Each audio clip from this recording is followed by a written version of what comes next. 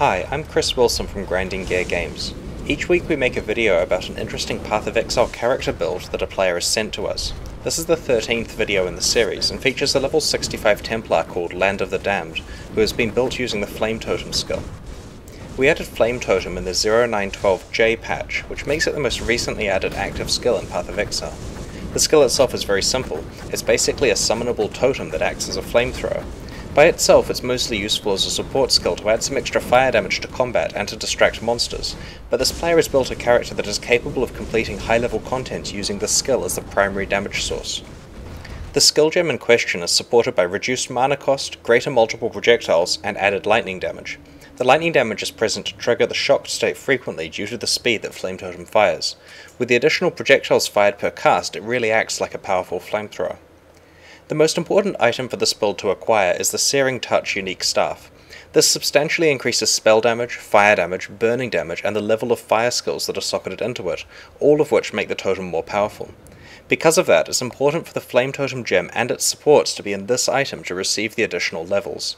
To get a lot of sockets in that unique staff, you actually require a high item level version of the staff, rather than one that is dropped early in the game.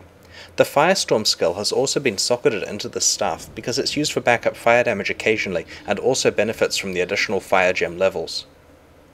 His rares generally have good mods, but specifically the 2 rings and the amulet have increased fire damage, which is the primary way that this build increases its damage output. The Granite Flask, which grants a large amount of armor for a short time, has a mod that grants it additional charges. When combined with a belt mod that reduces the flask charges consumed per drink, he's able to use the Granite Flask 3 times before it runs out. The first goal on the passive skill tree is to get the notable passive that allows an additional totem to be summoned. This is near to the Templar start location, and the path to it can include elemental damage, fire damage, and life. The player then decided to take a detour to the Marauder start location to pick up a substantial amount of survivability.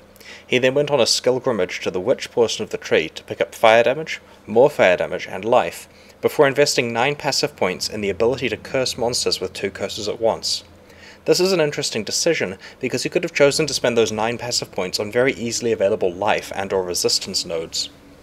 The 2 curses that the player uses are generally Elemental Weakness, to increase the fire damage that he deals, and Temporal Chains, to slow the monsters down and make the situation substantially safer. He notes that if you swap in the Projectile Weakness curse, then the cast speed of the totems triggers enough knockback to keep bosses at bay. It's worth mentioning that this character is a hardcore one and hasn't died yet. This is probably a combination of careful play and defensive build design. The totems attract a lot of the attention from the monsters, so it's generally pretty safe. This build has a little bit of trouble with fire-resistant monsters, however they're not a big problem. They just take longer to kill and definitely require use of the Elemental Weakness curse. When doing endgame map runs, it'd be important to stay away from maps that increase the fire resistance of all the monsters on the level. Trade those ones to someone else who doesn't rely solely on fire damage. We found while making this video that the projectile damage penalty from the multiple projectiles gems didn't actually work with Flame Totem properly. This video has been made using a version of the game where that bug has been fixed. This means that on the live beta realm at the moment, builds using Flame Totem with greater multiple projectiles are actually doing twice as much damage as they should due to this bug, until we deploy the fix. I first tested this character a few days before last week's Legacy migration. I liked the build so much that I've actually been playing a similar character on the beta realm myself in the new hardcore ladder. It's not too hard to level up because Firestorm is pretty fun and benefits from the fire damage you're getting for the totem. The hard part, at least for me, was obtaining the Searing Touch unique staff. It definitely feels like this build is rising in popularity because the staff is not cheap to trade for at the moment.